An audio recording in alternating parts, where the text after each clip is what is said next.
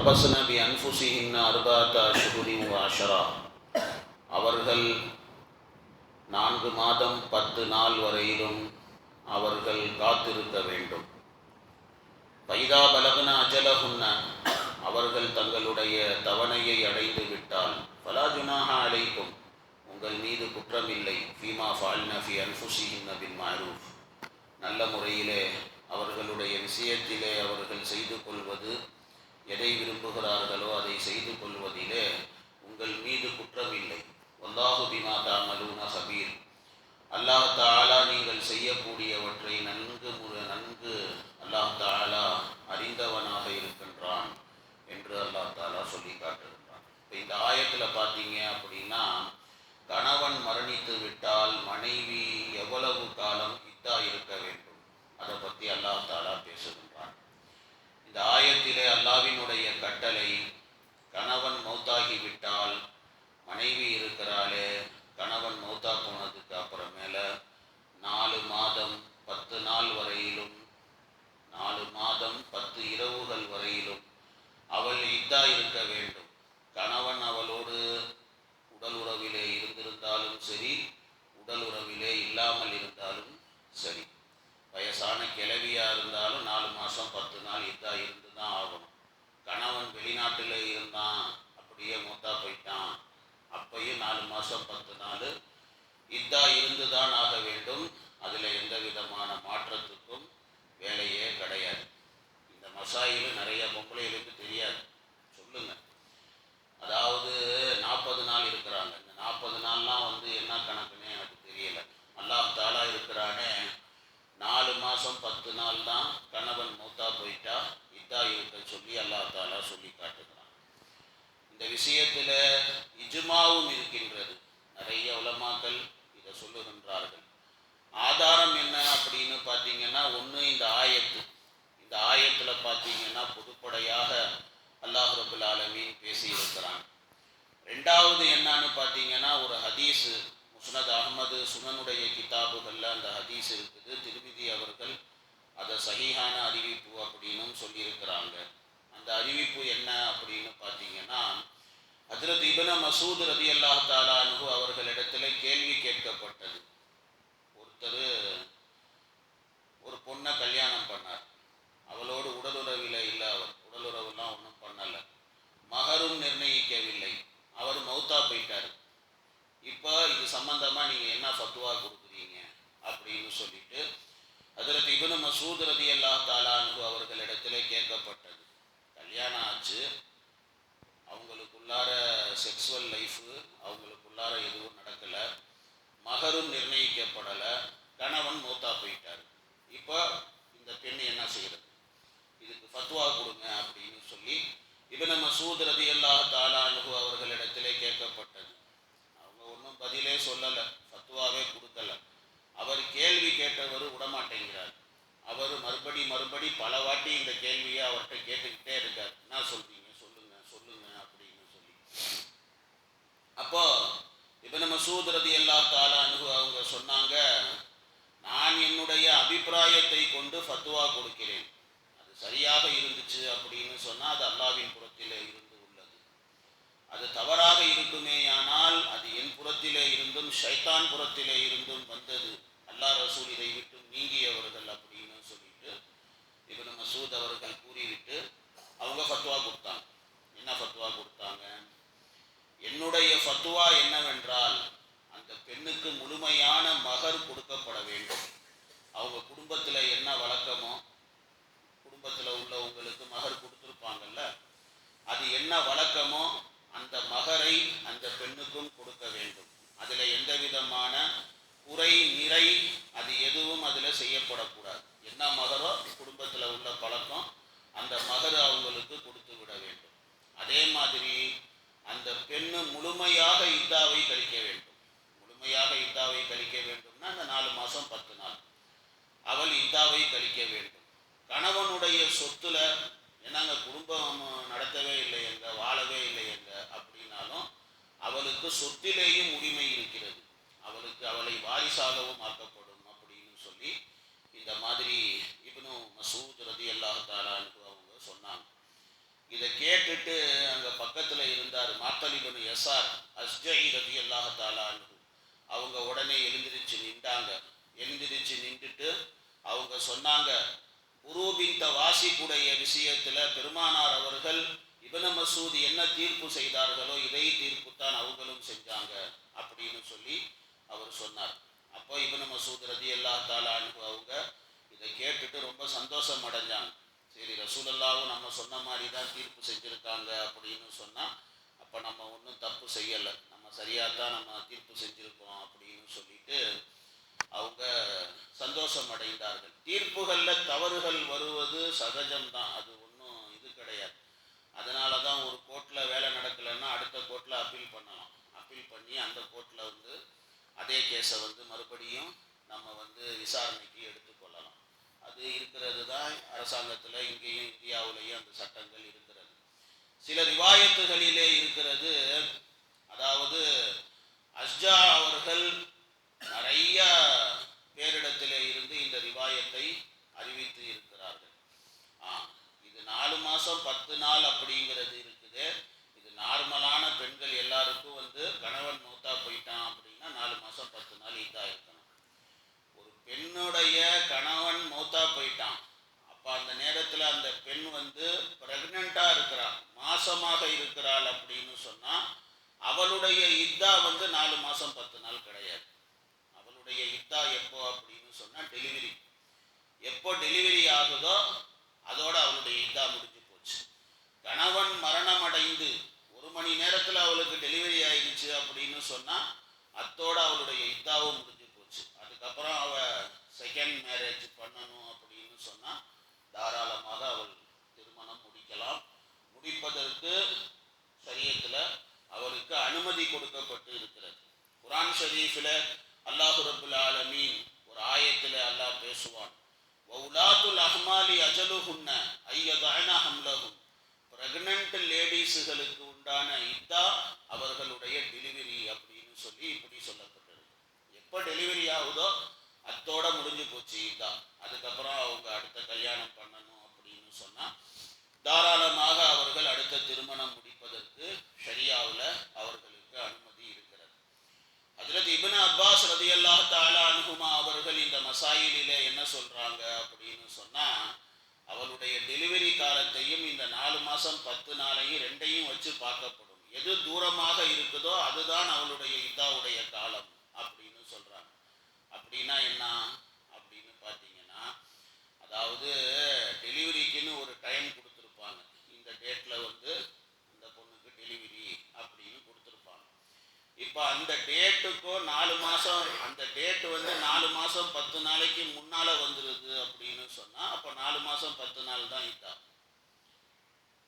அப்படி இல்லை, டெலிவரி வந்து 4 மாதம் 10 நாளைக்கு அப்புறமேல தான் வருது அப்படின்னு சொன்னால் அப்போ டெலிவரி தான் வந்து அவளுடைய இதாவுடைய காலம் அப்படின்னு சொல்லி இப்படி இப்னு அப்பாஸ் ரலியல்லாஹு தஆலா அன்ஹுமா அவங்க சொல்கிறாங்க.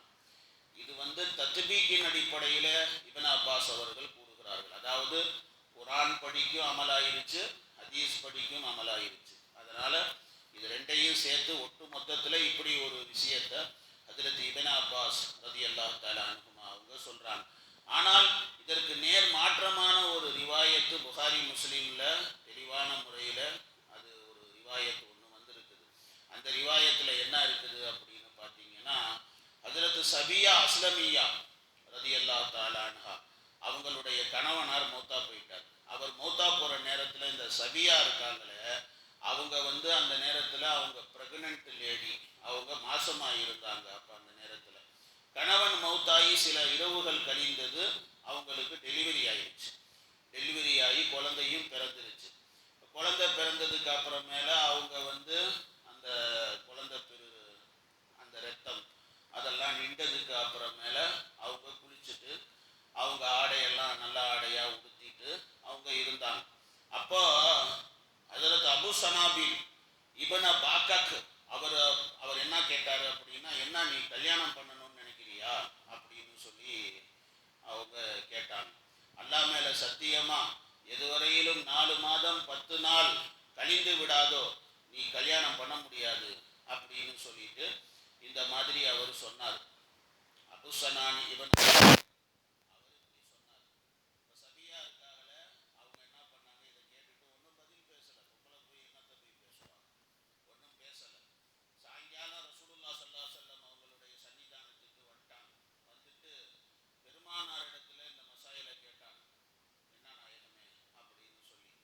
அப்போ பெருமானார் ஸல்லல்லாஹு அலைஹி வஸல்லம் அவங்க சொன்னாங்க, எப்போ குழந்தை பிறந்துருச்சோ உன்னுடைய இதா முடிஞ்சு போச்சுமா அப்படின்னு சொல்லிட்டாங்க. உன் இதா முடிஞ்சு போச்சு, இதுக்கப்புறம் நீ கல்யாணம் பண்ணணும், வேற கல்யாணம் பண்ணணும்னு ஆசைப்பட்டீங்கன்னா கல்யாணம் பண்ணிக்கோ, மாப்பிள்ளை ரெடியானா கல்யாணம் பண்ணிக்கோ அப்படி சொல்லிட்டு இப்படி பெருமானார் ஸல்லல்லாஹு அலைஹி வஸல்லம் அவங்க சொன்னாங்க. இதுவும் சொல்லப்பட்டு இருக்கிறது, ஹஜ்ரத் இப்னு மஸ்ஊத் அவர்கள் எப்போ இந்த ரிவாயத்தை அவங்க கேள்விப்பட்டாங்களோ அப்புறம் தன்னுடைய சொல்ல அவங்க வாபஸ் வாங்கிக்கிட்டாங்க. இன்னொரு விஷயமும் இருக்குது இதுல, அதாவது ஹஜ்ரத் அப்துல்லாஹ் இப்னு மஸ்ஊத் இருக்கிறாங்களே, அவங்களுடைய நண்பர்கள் மாணவர்கள் அவங்களும் இந்த ஹதீஸ் படிக்கு ஃபத்வா கொடுத்துருக்கிறாங்க.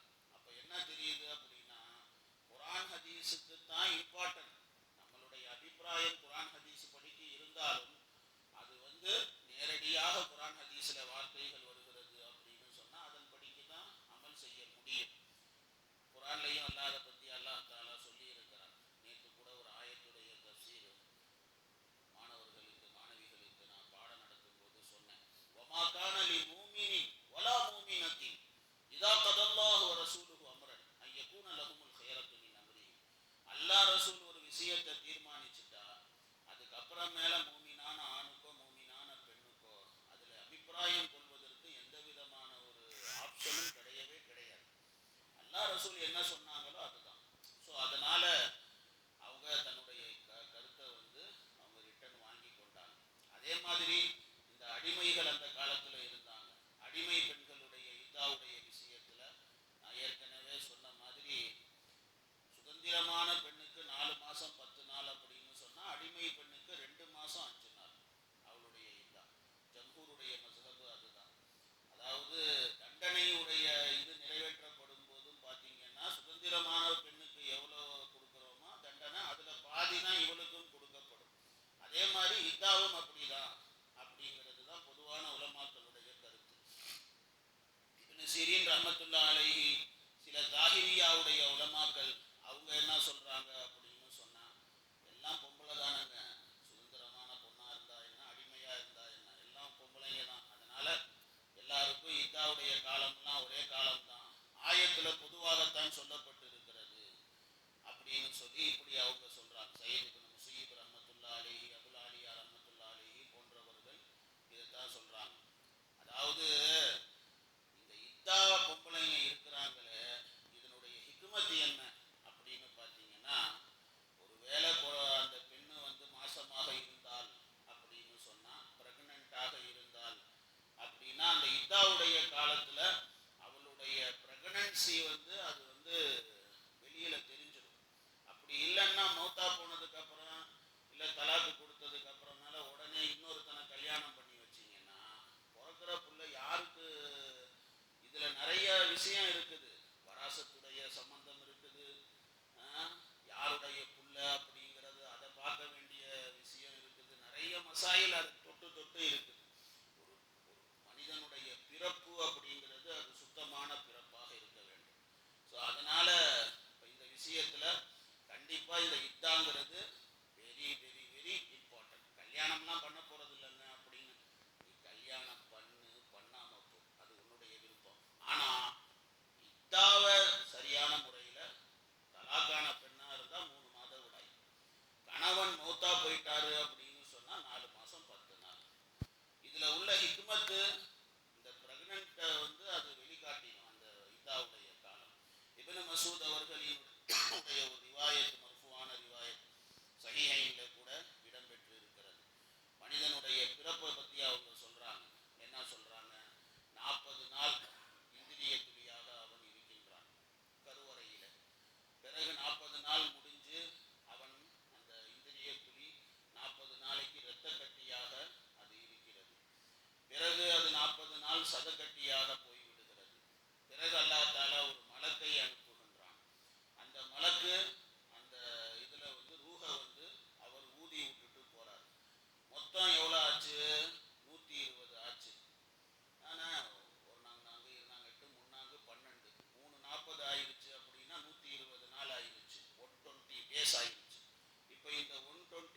டேஸுக்கு அப்புறமேல இந்த 10 நாள் அப்படிங்கிறது அது பேணுதலுக்காக வேண்டி வைக்கப்பட்ட அந்த 10 நாள். ஏன்னா சில மாதங்கள் பார்த்தீங்க அப்படின்னு சொன்னால் 29 கணக்கில் கூட வருகின்றது. ஸோ குழந்தை அந்த 120 டேஸுக்கு அப்புறமேல தான் அந்த குழந்தைக்கு கருவில் இருக்கிற குழந்தைக்கு ரூஹு என்பது ஊதப்படுகிறது. நீங்கள் இந்த மாசமாக இருக்கிறவங்களை ஸ்கேனிங்க்கு கூப்பிட்டு போனீங்கன்னா 120வது நாளில் ஒரு ஸ்கேன் இருக்கு. அந்த ஸ்கேனில் பார்த்தீங்க அப்படின்னா குழந்தையினுடைய அந்த அசைவுகளை அந்த ஸ்கேன் மூலமாக கண்டுபிடிப்பாங்க. அது 120வது நாள் நீங்கள் ஸ்கேனுக்கு போனால் தான் அது கிடைக்குமே தவிர 120 டேஸுக்கு முன்னால் நீங்கள் போனீங்கன்னா ஒரு மண்ணாங்கட்டியும் தெரியாது, ஸ்கேனில் ஒன்றும் தெரியாது. போமா நீ போயிட்டு ஒரு 120 நாள் கழிச்சு வா அப்படின்னு சொல்லி அவங்க டாக்டருங்க அனுப்பி விட்டுருவாங்க. ஸோ இந்த 4 மாதம் 10 நாளுடைய ஹிக்மத் என்ன அப்படிங்கிறது நீங்கள் பார்த்தீங்கன்னா இதுதான். அந்த 120 நாளைக்கு அப்புறமேல குழந்தை வயிற்றுக்குள்ளார அந்த காலத்தில் அந்த இதெல்லாம் இல்லை, இந்த ஸ்கேனிங் அதெல்லாம் கிடையாது. குழந்தைய அசைவுகளை வயிற்றில் இப்படி தொட்டு பார்த்து சொல்லுவாங்க, குழந்தை நல்லா தான் இருக்குது அப்படி சொல்லி. அப்போ அந்த 120 நாளைக்கு அப்புறமேல அந்த அசைவுகள் வயிற்றில் உருவாகும். அந்த அசைவுகள் உருவாகும் போது அவங்க ப்ரெக்னெண்ட்டாக இருக்கிறது 100% கன்ஃபார்ம் ஆகிடும். அது அவங்களுக்கு மாதவிடாய் நிற்கும். என்னதான் நின்றாலும் இப்போ அந்த ப்ரெக்னன்சி கிட்டெல்லாம் விற்கிது. அந்த ப்ரெக்னன்சி கிட்டில் பார்க்கப்பட்டாலும் கன்ஃபார்ம் பண்ணுறது அந்த காலத்தில் இந்த அசைவுகள் மூலமாகத்தான் கன்ஃபார்ம் பண்ணுவாங்க. இப்போ இந்த ஸ்கேனிங் மூலமாக அதெல்லாம் கன்ஃபார்ம் பண்ணுறாங்க. அப்போ இது பார்த்தீங்கன்னா இந்த இத்தாவுடைய காலத்தில் அது என்னங்கிறது தெரிஞ்சு போகும். இந்த 4 மாதம் 10 நாள் அப்படிங்கிறது அதில் உள்ள ஹிக்மத்து அதுதான். அல்லாஹ்வுக்கு வெளிச்சம் இதுக்கு மேலே இன்னும் கொஞ்சம் விளக்கம் இதுக்கு சொல்லணும். இன்ஷா அல்லாஹ் நாளைக்கு கொஞ்சம் பார்ப்போம். சுப்ஹானல்லாஹி வ பிஹம்திஹி சுப்ஹானக்கல்லாஹும்ம வ பிஹம்திக நஷ்ஹது அன் லா இலாஹா இல்லா அன்த